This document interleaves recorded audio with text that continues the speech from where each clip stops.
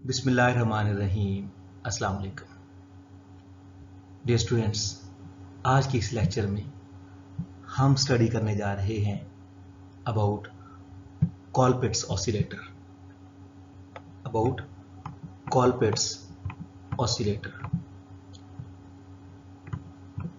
इससे पहले हम हार्टले ऑसिलेटर के बारे में पढ़ चुके हैं। अगर आपको हार्टले ऑसिलेटर अच्छे तरीके से आता है तो कॉलपिट ऑसिलेटर भी आपको यकीनन आ जाएगा।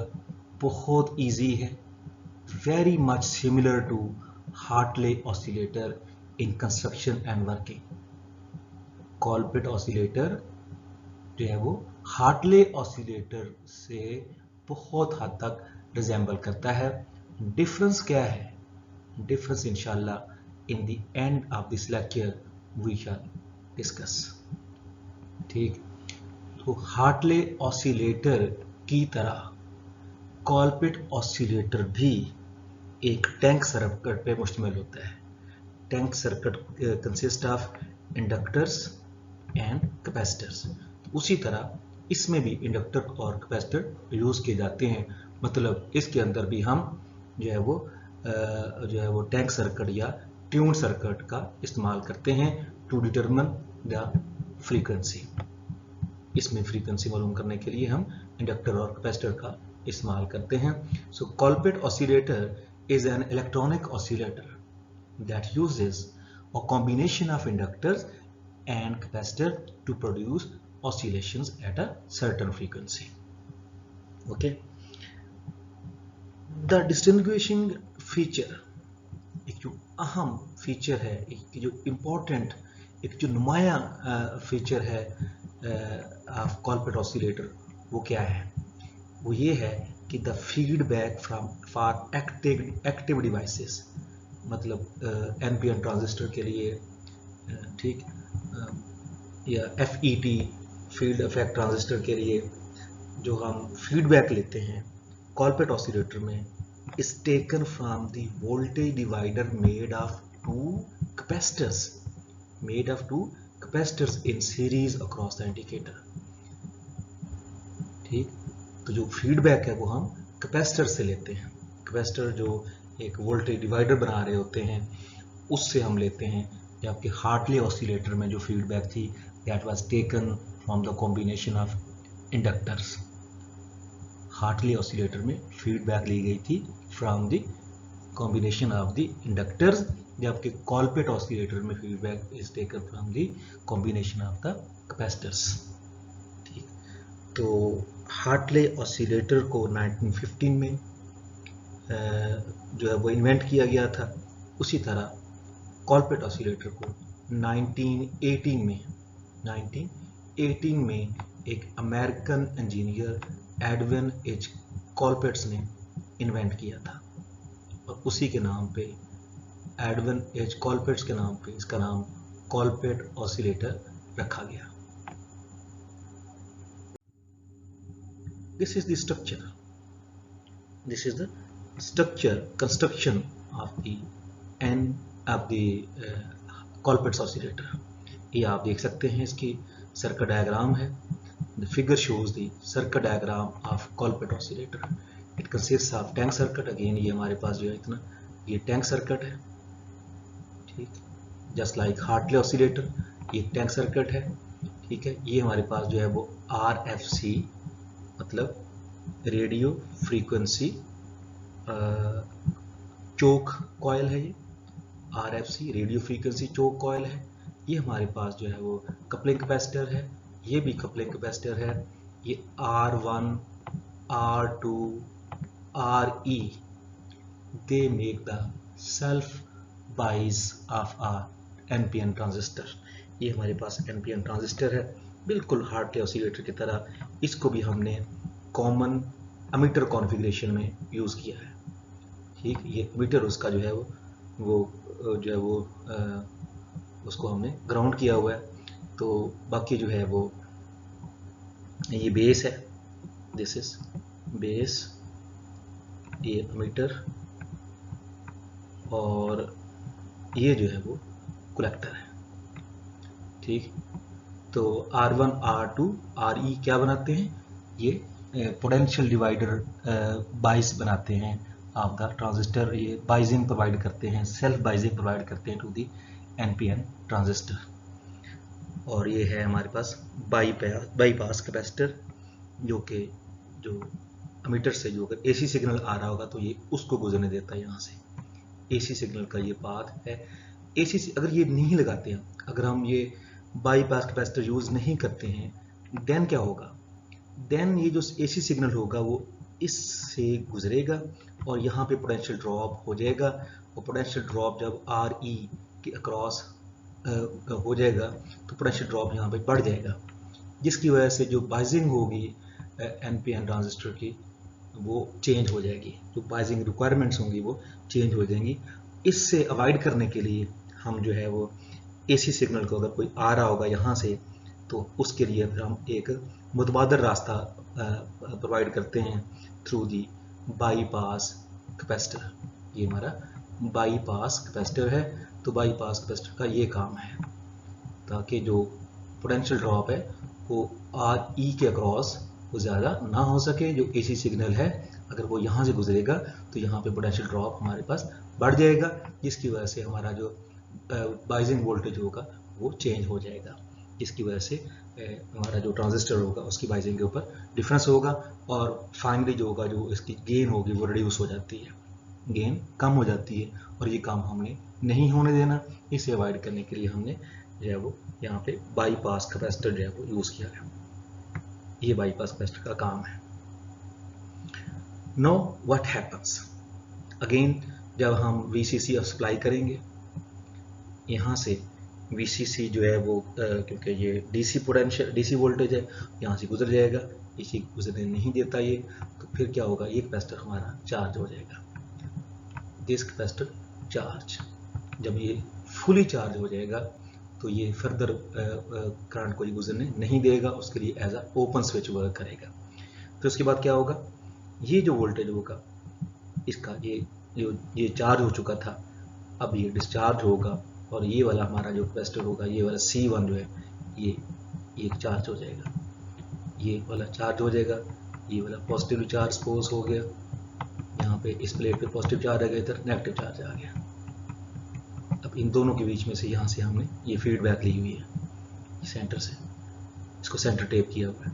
तो इसी तरह अगर ये नेगेटिव है तो ये वाला, क्योंकि ये नेगेटिव हो जाएगा, ये आपने ग्राउंड किया हो ना, ये बीच में से ये ग्राउंड कर दिया, सॉरी ये फीडबैक यहाँ से नहीं बल्कि ग्राउंड कर दिया, यहाँ से ये ग्राउंड कर दिया गया, ये सबको मिला के ग्राउंड, इसको सेंटर टेप कर दिया। मीन जो कैपेसिटर्स हैं उनको हमने सेंटर टेप किया हुआ है। तो ये नेगेटिव हो जाएगा क्योंकि लो पोटेंशियल, ये जो ग्राउंड होता है लो पोटेंशियल होता है ना, तो ये लो पोटेंशियल यहाँ भी आ गया और यहाँ भी लो पोटेंशियल आ गया और इस प्लेट के ऊपर पॉजिटिव पोटेंशियल चला गया। ठीक, ये चार्ज हुआ, फिर ये चार्ज हो गया। अच्छा, अब ये पॉजिटिव है, ये जो प्लेट है अपर प्लेट ये पॉजिटिव है और ये वाली प्लेट नेगेटिव है। इसी तरह ये नेगेटिव है C2 की, ये प्लेट नेगेटिव है और ये वाली पॉजिटिव है। तो अगर आप पोलैरिटी चेक करें तो अपोजिट है इसमें और इसमें, पॉजिटिव से नेगेटिव, या आप ये ऐसे लें नेगेटिव से पॉजिटिव या पॉजिटिव से नेगेटिव, तरह सपोज हम ऐसे जा रहे हैं तो इधर भी, इधर हम उधर नेगेटिव से पॉजिटिव, तो अगर नेगेटिव से पॉजिटिव करेंगे तो ऐसे इधर। इसका मतलब ये हुआ कि इन दोनों के क्रॉस जो पोटेंशियल होंगे वो अपोजिट होंगे, इन दोनों के क्रॉस जो पोटेंशियल्स होंगे वो अपोजिट होंगे और यहाँ पे 180 डिग्री का फेज चेंज होगा, 180 डिग्री का फेज, जिस तरह इंडक्टर के क्रॉस हुआ था उस तरह यहाँ भी 180 डिग्री का फेज चेंज होगा बिटवीन द पोटेंशियल्स। फिर जो दोनों कैपेसिटर जब चार्ज हो जाएंगे तो फिर ये यहाँ पे इसके अंदर इलेक्ट्रिक एनर्जी स्टोर हो जाएगी। अब उस इलेक्ट्रिक एनर्जी को फिर आप क्या करते हैं, ये इंडक्टर के जरिए यहाँ से एनर्जी जो है वो इस इंडक्टर के अंदर करंट पास करता है, यहाँ से मैग्नेटिक फील्ड चेंज होती है, फ्लक्स चेंज होता है, जिसकी वजह से इसके अंदर EMF जनरेट होती है और इसके अंदर एनर्जी स्टोर होती है। इस इंडक्टर के अंदर जो एनर्जी स्टोर होगी वो मैग्नेटिक फील्ड की फॉर्म में एनर्जी स्टोर होती है। सो वी से कि इसके अंदर मैग्नेटिक एनर्जी स्टोर हो चुकी है, इसके अंदर मैग्नेटिक एनर्जी स्टोर होगी है। तो कैपेसिटर की जो इलेक्ट्रिक एनर्जी होगी वो इंडक्टर की मैग्नेटिक एनर्जी बन जाएगी, इलेक्ट्रिक एनर्जी मैग्नेटिक एनर्जी में कन्वर्ट हो जाती है। फिर दोबारा इंडक्टर की जो मैग्नेटिक एनर्जी होगी ये कैपेसिटर की इलेक्ट्रिक एनर्जी बन जाती है। इस तरह एनर्जी एक फॉर्म से दूसरी फॉर्म में कन्वर्ट हो जाती है। जस्ट लाइक सिंपल पेंडुलम में जो पोटेंशियल एनर्जी किनेटिक पोटेंशियल में कन्वर्ट होती रहती है और ऑसिलेशन जनरेट हो जाती हैं, उसी तरह यहाँ भी क्या होगा, यहाँ भी जो है ऑसिलेशन जो है वो जनरेट हो जाती हैं टैंक सर्किट में, क्योंकि इलेक्ट्रिक एनर्जी जो है वो कैपेसिटर की मैग्नेटिक एनर्जी आपकी इंडक्टर में कन्वर्ट हो रही है, मैग्नेटिक एनर्जी जो है वो इलेक्ट्रिक एनर्जी में कन्वर्ट हो रही है, एक एनर्जी जो है दूसरी एनर्जी के अंदर वो कन्वर्ट होती जा रही है, इसलिए यहाँ पे ऑसिलेशन प्रोड्यूस हो जाएंगी। और जो ऑसिलेशन होती हैं वो डैम्प्ड ऑसिलेशन होती हैं।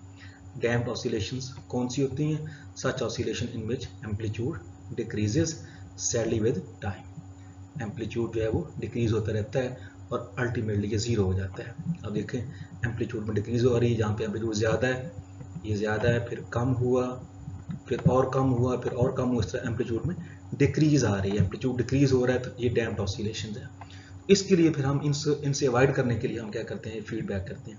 ये हमने फीडबैक की है, ये यहाँ से फीडबैक करते हैं, ये वहाँ से सिग्नल जो है वो उसको हम base of the NPN transistor को हम सप्लाई कर देते हैं। जब ये जो सिग्नल होता है ये इस कैपेसिटर में से गुजरता है, तो ये कैपेसिटर क्या करता है, एसी को परमिट कर देता है, डीसी को ब्लॉक कर देता है। तो एसी सिग्नल यहाँ से गुजर जाता है, बेस करंट में इजाफा होता है, बेस में इजाफा होता है तो फिर हम जानते हैं आईसी में इजाफा होता है, और आईसी में इजाफा होता है तो आउटपुट वोल्टेज इंक्रीज कर देता है। यहाँ पे जो सिग्नल हमारा होता है वो एम्पलीफाई हो जाता है। और वो देखें जब सिग्नल यहाँ पहुंचता है कैपेसिटर के ऊपर, ये इस कैपेसिटर टर्मिनल के ऊपर, तो इस तरफ नहीं जाएगा क्योंकि वो हमारा एसी सिग्नल है। तो ये जो आरएफसी होता है एसी सिग्नल को ये ब्लॉक करता है, तो इसलिए ये सिग्नल हमारा इस तरफ आ जाएगा। और यहाँ पे हमारा जो है एक दफ़ा फिर 180 डिग्री का फेज चेंज ये हमें प्रोवाइड करता है, क्योंकि ये कॉमन बेस कॉन्फ़िगरेशन है। 180 डिग्री का फेज चेंज यहाँ भी आ जाएगा, 180 डिग्री का फेज चेंज यहाँ भी आ जाएगा। दो हमारे पास फेज चेंज जो होंगे वो प्रोड्यूस हो जाएंगे और टोटल हमारे पास 0 डिग्री या 360 डिग्री आ जाएगा, जो कि हमारी कंडीशन होती है, इसको हम बाकहाउसन कंडीशन कहते हैं। तो यहाँ पे हमारे पास जो ऑसिलेशन मिल जाएंगी वो अनडैम्प्ड ऑसिलेशन मिल जाएंगी, क्योंकि वो एम्पलीफाई हो चुकी हैं। जो लॉस हुआ था डैम्प्ड ऑसिलेशन के अंदर वो यहाँ से हम उसको पूरा कर लेते हैं। तो ये जो अनडैम्प्ड ऑसिलेशन जिसमें एम्पलीट्यूड जो था वो कांस्टेंट रहता है, वो हमें मिलती हैं अक्रॉस दी आउटपुट। यहाँ पे हमें जो कांस्टेंट एम्पलीट्यूड की जो आउटपुट है ये हमें मिलती है। ठीक, यही कुछ हमें यहाँ पे लिखा हुआ टैंक सर्किट में। The tank circuit is made up of two capacitors C1 and C2. C1 और C2 ये दो कैपेसिटर पे मुश्तमिल है, connected in series with each other across the common inductor L. The center of the two inductors is taped. यहाँ पे दो capacitor को टेप सेंट्रल इसको ग्राउंड किया गया है, जिस तरह वहाँ पे हमने हार्टले ऑसिलेटर के अंदर इंडक्टर के सेंटर से हमने उसको ग्राउंड किया था, टेप किया था, उसी तरह हमने यहाँ पे कॉलपिट ऑसिलेटर के अंदर दो कैपेसिटर को जो है बीच में से ग्राउंड कर दिया है, टेप कर दिया है। अगेन एनपीएन ट्रांजिस्टर का यूज़ किया गया है। Here the transistor is used and as inverting amplifier, क्योंकि कॉमन एमिटर कॉन्फ़िगरेशन में ये एज अ इन्वर्टिंग एम्पलीफायर होता है। जो इनपुट होती है, इनपुट और आउटपुट के बीच में 180 डिग्री का फेज चेंज प्रोड्यूस हो जाता है, which is connected in common base configuration, जिस तरह हमने पहले कॉमन एमिटर कॉन्फ़िगरेशन जिस तरह हमने पहले हार्टले ऑसिलेटर के अंदर पढ़ा था। Collector supply voltage VCC is applied to the, ये VCC हमने अप्लाई की हुई है, is applied to the through a radio frequency choke RFC के जरिए उसको अप्लाई करते हैं, which permits the easy flow of direct current, easy flow of direct current, but at the same time it offers very high impedance to the high frequency currents। RFC क्योंकि inductor है, तो inductor जो होता है वो AC को block करता है, इसलिए हाई फ्रीक्वेंसी करंट को ये ब्लॉक कर देता है। रेजिस्टर जो लगे हुए थे जिससे मैंने बताया आपको, resistor R1, R2 and RE provide DC bias to the transistor. Capacitors in circuit, the capacitor CC coupling capacitor है या C आउट भी कहते हैं, connected between the collector and the tuned circuit या tank circuit is called coupling capacitor. The function of coupling capacitor is to block DC, ठीक, and provide AC path from collector to tank circuit. Positive feedback is given to the base of the transistor through the capacitor CB, या इसको हम C in कह सकते हैं, C in from the tank circuit. The capacitor C in या CB mean base पे लगा हो ना, इसे CB कह दिए, called blocking capacitor. Again blocking mean कि वो DC को ब्लॉक करता है, blocks DC current reaching the base. CE जो है वो उसी तरह बाईपास कैपेसिटर है and provides stabilized of cell bias. इन सबको हम एक्सप्लेन ऑलरेडी कर चुके हैं. Working of the Colpitts oscillator. Working क्या है? बिल्कुल उसी तरह जिस तरह मैंने आपको बताया पहले. Working of Colpitts oscillator can be explained in 3 steps. Tank circuit है, ट्रांजिस्टर एम्पलीफायर है और पॉजिटिव फीडबैक है. बिल्कुल ये सेम टू सेम वर्किंग है जिस तरह हम लोगों ने हार्टले ऑसिलेटर के अंदर पढ़ी थी. Capacitor C1 and C2 charge. उसी तरह जब हम VCC को ऑन करेंगे, VCC सप्लाई करेंगे, तो कैपेसिटर जो कलेक्टर करंट होगा वो फ्लो करना शुरू कर देगा, जिससे हमारे जो दोनों कैपेसिटर्स होंगे टैंक सर्किट के अंदर C1 C2 वो चार्ज होना शुरू हो जाएंगे. And then these capacitor discharge through the inductor. Inductor के जरिए डिस्चार्ज होंगे, तो कैपेसिटर की जो इलेक्ट्रिकल एनर्जी होगी इंडक्टर की मैग्नेटिक एनर्जी में कन्वर्ट हो जाएगी. Capacitor C1 and C2 along with inductor coil form the tank circuit to produce damped oscillation. और oscillation damped produce होती है. damped oscillation क्यों produce होती है? इसकी रीज़न मैंने बताई थी आप लोगों को. यस बताई थी. क्या? The resistance of the inductor. जो इंडक्टर होता है ना उसकी साम रेजिस्टेंस होती है, और रेजिस्टेंस जो होती है हम जानते हैं P = I²R. Power loss is equal to I²R. ये जब R होगी तो पावर लॉस भी होगा. पावर लॉस का मतलब एनर्जी जो है डिसिपेट होगी. तो एनर्जी डिसिपेट होगी तो जो ऑसिलेशंस होंगी वो ऐसा ऐसा डिक्रीज होती रहती है उनका एम्पलीट्यूड. जस्ट लाइक जिस तरह पेंडुलम में हम जानते हैं कि ड्यू टू रेजिस्टिव फोर्सेस जो होता है वो उसकी जो ऑसिलेशन होती है वो ऐसा ऐसा कम होती रहती हैं, और फाइनली जो पेंडुलम होता है वो स्टॉप कर जाता है. बिल्कुल उसी तरह जो LC ऑसिलेटर सर्किट है, इसको हम टैंक सर्किट या ट्यून सर्किट कहते हैं, उसके अंदर भी जो ऑसिलेशंस होती हैं वो डैम्प्ड प्रोड्यूस होती हैं due to the internal resistance of the inductor. Due to the resistance of the inductor. They are then fed to the base emitter junction of transistor. ठीक. And appears in the amplified form from the in the collector circuit. उसको जो common emitter configuration है transistor as amplifier use किया गया है उसको amplify करके हमें कलेक्टर पे सप्लाई कर देता है. It overcome the losses occurring in the tank circuit. वो जो लॉस हुआ था एनर्जी का वो हमें यहाँ से पूरा हो जाता है. The energy supply to the tank circuit is in phase with the generated oscillations. ठीक. The feedback voltage across the capacitor C1 is 180 degree out of phase with respect to output voltage across the capacitor C2. दोनों के बीच में 180 degree का phase change produce होता है जिस तरह मैंने बताया आप लोगों को. A further phase shift of 180 degree between the output and input voltage is produced by common emitter configuration. ठीक. तो टोटल कितना बन गया 180 plus 180 360. टोटल बन गया 360 या 0 degree. The phase shift condition for sustained oscillation, इसको हम बार्कहाउसेन क्राइटेरियन कहते हैं, वो प्रोड्यूस हो चुका है. बार्कहाउसेन क्राइटेरियन क्या है कि जो फीडबैक लूप के क्रॉस जो टोटल फेज शिफ्ट होना चाहिए शुड बी 0 डिग्री और इंटीग्रल मल्टीपल ऑफ 2π होना चाहिए. And the product of voltage gain and feedback factor should be equal to और ग्रेटर देन यूनिटी. ये हमारे पास जो है बार्कहाउसेन क्राइटेरियन है, ये सेटिस्फाई होना चाहिए. बिल्कुल उसी तरह जिस तरह जो है वो हार्टले ऑसिलेटर के अंदर हमने स्टडी किया था. सेम टू सेम वही चीज़ें हैं. Expression for frequency of the oscillation. तो यहाँ पे फ्रीक्वेंसी का क्या कॉम्बिनेशन क्या होगा रिलेशन? F = 1/2π LC√. ये बिल्कुल उसी तरह हार्टले ऑसिलेटर की फ्रीक्वेंसी है. डिफरेंस क्या है?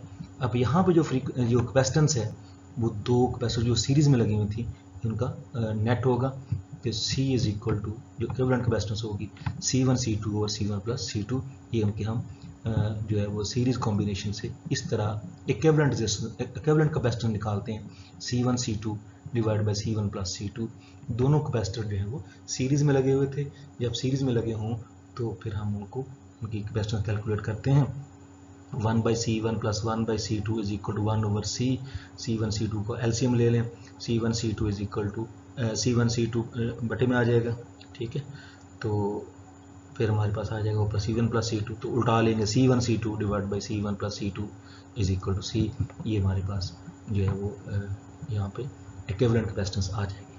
तो इन कैपेसिटेंसेस की वैल्यू को चेंज करके, इन कैपेसिटेंस या इनकी वैल्यू को चेंज करके आप फ्रीक्वेंसी को वेरी करवा सकते हो। Frequency can be change by changing the capacitor.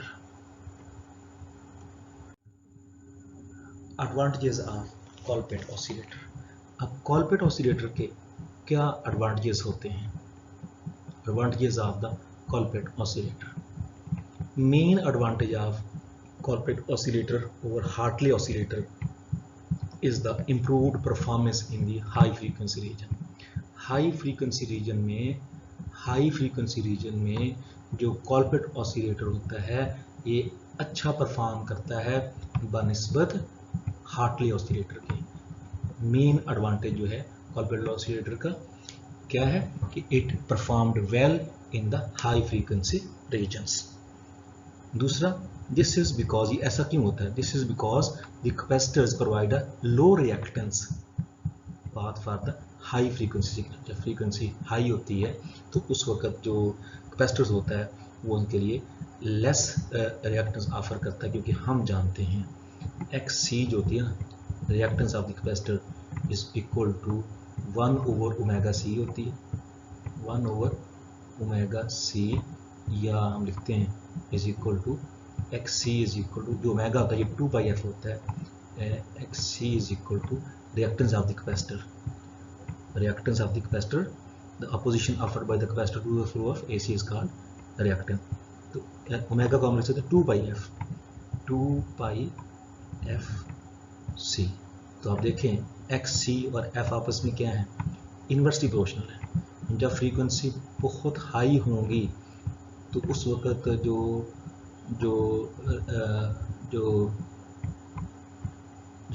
जो रिएक्टेंस होगी कैपेसिटर की वो बहुत लो होगी। दोनों आपस में इन्वर्सली रिलेटेड है, ठीक है। हाई फ्रीक्वेंसी पे रिएक्टेंस लो होती है, यही बात यहाँ पे कही गई है। दस the output signal in the high frequency domain will be more sinusoidal, क्योंकि लॉस ऑफ एनर्जी कम होगा, जितनी रिएक्टेंस कम ऑफर करेंगे उतना लॉस ऑफ एनर्जी कम होगा। तो यही बात फिर कही जा रही है, इसलिए ये ज़्यादा बेटर है कॉलपिट ऑसिलेटर बनिस्बत जो है वो हार्टले ऑसिलेटर के। Due to the excellent performance in the high frequency region, the Colpitts oscillator can be even used in microwave applications.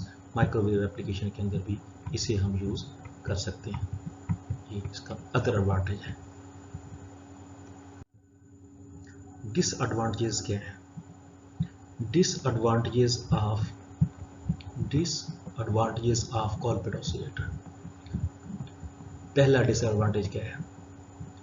कॉलपिट oscillator के अंदर आप यूज करते हो इंडक्टर, कॉलपिट के अंदर यूज करते हो इंडक्टर, ये पहला यूज है हमारा, पहला डिसएडवांटेज है। Because of inductor L circuit becomes heavy, circuit बहुत ज़्यादा हैवी बन जाता है और इसकी कॉस्ट बहुत ज़्यादा बढ़ जाती है, ये एक्सपेंसिव बन जाता है।